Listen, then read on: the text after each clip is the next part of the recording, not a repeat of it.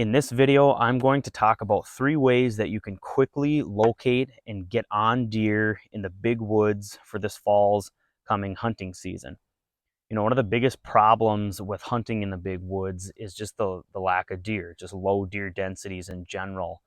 When I talk about big woods hunting situations, I'm referring to areas that have vast stretches of unbroken cover, no agriculture, no food plots, no real concentrating or defining feature that, where you see those really elevated uh, concentrations of deer in one point. Maybe there's a wore out hay field, for example, but definitely no cash crops, no row crops, nothing like that. There are a lot of parts of the country, especially with those vast areas of public land, uh, stretches of timber. You get into scenarios with just real low quality food, real scattered and random food and bedding throughout a vast forest ecosystem. So let's talk about the first thing that you can do in that big woods setting to quickly locate and get on deer, and that is find yourself a clear cut. Now, not all clear cuts are the same. The areas we hunt, we've been hunting up in northeastern Minnesota for over 30 years, our hunting camp, myself 24 years, and no two clear cuts are the same.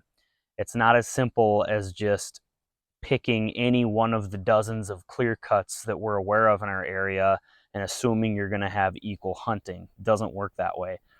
What you need to do is get out there and scout them in person. And this can really only be done in the fall or the following spring. Middle of winter, there's too much snow, it's too deep, or in the middle of summer, it's too much of a jungle. You're going to miss the sign. You're not going to know which one's hot and which one's not. But what you're going to look for in those clear cuts that you want to be focusing on is, number one, and this is really overlooked, is fresh droppings. If deer are using that clear cut, I call them doe zones or doe family groups, whatever you want to call it, just doe groups using a clear cut, they will be leaving fresh droppings.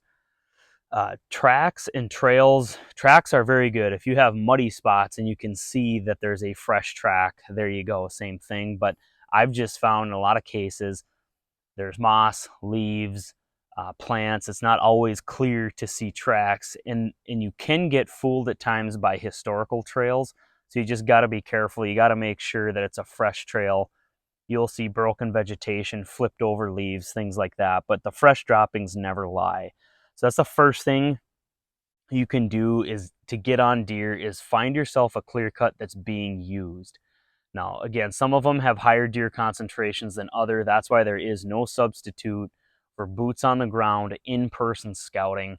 Those clear cuts provide that explosion and abundance of young woody regrowth, that soft young browse that they're after.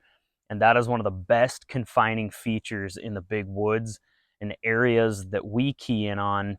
Most of our stands, I would say 2/3 of our deer stands, are in or near a young clear cut, say anywhere from 2 to 7 years old, 2 to 10 years old, somewhere in that range. They start to get too old and mature, and they tend to lose that confining feature or that the value of confining deer to one space. And then first year clear cuts, it's almost like they're too young and too open, and the deer don't feel as safe out in them. So locate those clear cuts. That's the food source. You are going to find deer as long as you're finding those fresh droppings in the clear cut. Sorry for the brief interruption, but I just wanted to give you guys a quick reminder here that as winter approaches, if you have young trees that you need to protect from deer browse, you should check out these. They're called browse blockers. You just slide it over the tree like so, clip it on, and then you leave it like this through fall, winter, into spring till spring green up. Take them off at that time, save your net and clips. You can use them multiple seasons. If it's something that you think may help you out, go to the website down in the description below. When you go to checkout, say that you saw this on YouTube, and my dad will throw in 10 free nets and clips on top of whatever you order.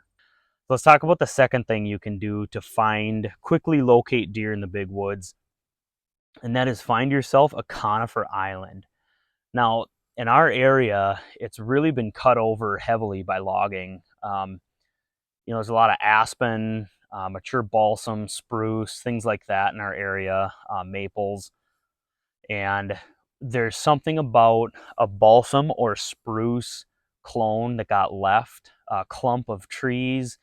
It creates an open understory with that dark closed canopy overstory.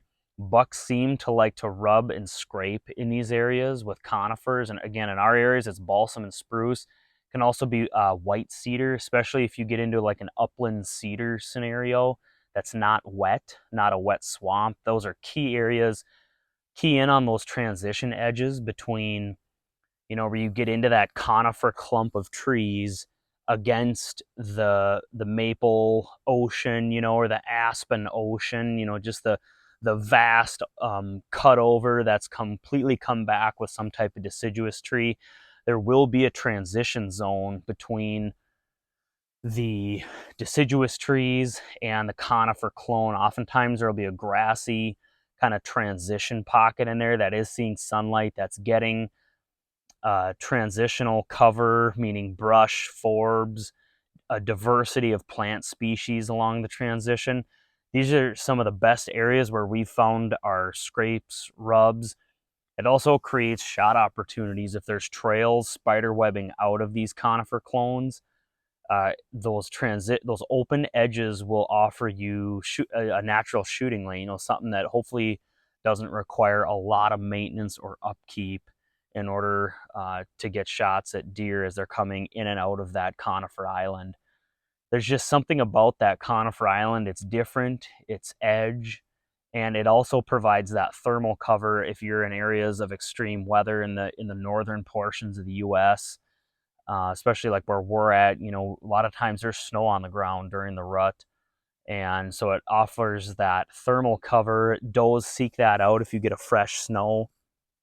These are areas that we really love, and we hunt a lot of them in our area. Okay, so let's talk about the third way that you can quickly locate deer this fall in the big woods, and that is find yourself a primary scrape. And this one is really, it's so key. If you find this, I mean, you really need to be focusing on it. If it's getting hit, and when I define a primary scrape, I define that as a scrape that gets hit by multiple bucks and multiple does throughout a season. All right, it's not a one and done scrape. This is a scrape, and if you run a camera over it, you'll see what I mean. There's probably as many does as bucks that hit it, and in some cases more does than bucks in the big woods areas that we hunt.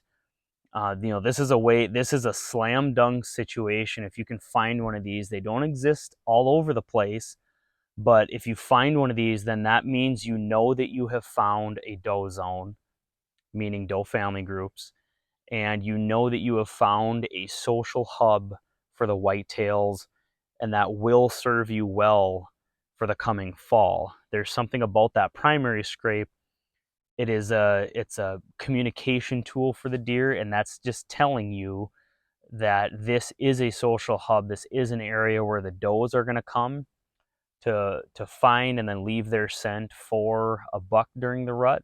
And obviously those bucks are going to come work it in search of estrus does. So that's something that, you'll never find that primary scrape by accident. It won't exist in a place where there are no deer. It just doesn't work that way. If you find that primary scrape, you will be on deer. Be careful running cameras over it because you don't want to spoil the golden goose, so to speak. I like to get my cameras pointed at the scrape so that as the deer approaches the scrape, it's looking away from the camera. I don't want it on the scrape tree itself pointing out head on at the deer as they approach it, just because of how foreign that camera, especially in a big woods scenario or public land, heavily pressured area. That's the last thing I'm going to do is blast that deer in the face with those LED bulbs as it's trying to come in and make a scrape or work a scrape. So make sure you're careful with that camera. Get it back a little ways, point it towards the scrape, so that you're getting pictures of basically the back of the deer and the back of its head as it's working the scrape. And that's going to eliminate them seeing your camera. And then the other thing is, don't check it too often either. If you can use a cell camera, use it, because you do not want to be in there laying down your scent all over that mock scrape, or that primary scrape rather. So, and you can create a mock scrape on your own to try to replicate that movement, but remember, your mock scrape will not work if the right ingredients weren't in place to begin with. Meaning, you can't just build a mock scrape on your own and assume it will be a lights out deer hunting spot. It doesn't work that way. You need to have that doe zone there. You need to have that social hub in the first place. Then they will adopt your mock scrape, and not the other way around. So this year, get out there, make sure you're getting on deer in the big woods. That's really key, that you're not just hunting a wore out, stagnant spot with no fresh sign. Some areas have low, in a low deer density area, there are big areas completely void of deer, but they are somewhere. So these are just 3 things you can do to help you get on them quickly. If you enjoyed the video, do me a favor, hit the thumbs up, and think about subscribing to my channel if you are interested in more content like this. And until next time, take care, and I will catch you on the next video.